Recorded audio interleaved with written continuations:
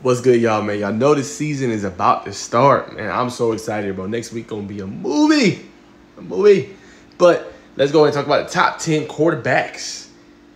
College football. I think this is per ESPN. Let's take a look.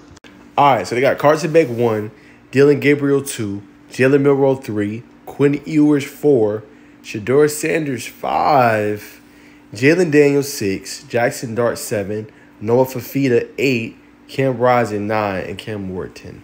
So number 1, I agree with the Carson Beck. Okay, put him number 1. Really had no problem with that. I think he's a great quarterback. One of the top ones in the country. He's a dude. Don't disagree. I'll even give you Dillon Gabriel. I might give you that at 2. Okay, obviously he played last year for Oklahoma. I want to see what he does, though. This offense is supposed to be dynamic this year. This offense is supposed to go crazy, right? It's supposed to go stupid. Let's see first. You know what I'm saying?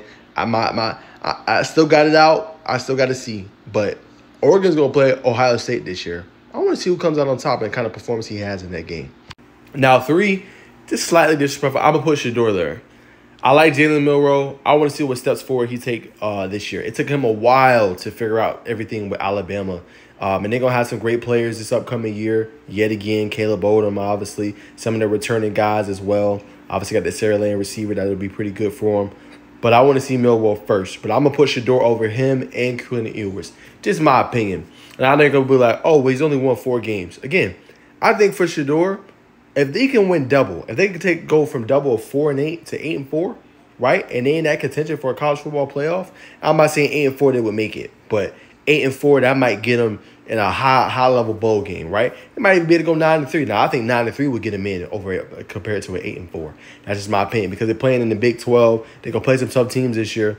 They can come out on top and be in that championship game against probably Utah. Hey, look out. Yeah. So for me, after that, obviously Shedeur 3. I'll put Quinn Ewers 4. I'll put Jalen Milroe 5. I still got to see it with Jalen, right? I'm not just necessarily sold just yet. I got to see a little bit more from him before I'm saying, okay, yeah, he's a top 3 quarterback. I don't see it yet. I really like Jalen Daniels, though. Dealt with a little bit of injury last year. Can he take that step forward with Kansas in the Big 12? They're finally relevant in football. Remember, Kansas is a big basketball school, but last few years, they've been doing their thing in college football. So I want to see what he takes forward. Jackson Dart, I'm going to be real with y'all. I will replace him on this list. And I'll replace him with Haynes King. That's just me. I know you're going to be like, oh, you're biased. You always bring up Haynes King in your argument. I'm just telling y'all, man, this is a top 10 quarterback. I believe, man. I think he's one of the best quarterbacks in the ACC. Obviously, I know you're going to put Cam Ward above him. That's cool. Right outside of Cam Ward, I think he's the best quarterback in the ACC.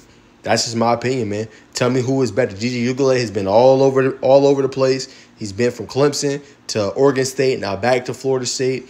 You know what I'm saying? Outside of them, you can't tell me definitively who's better. That's just me. And Jackson Dart, he has the potential. They had a 10-win season. What step forward do they take this year? Now, this year, if you get 10 wins, you likely made a college football playoff. Can Ole Miss finally find relevancy? That's the key word.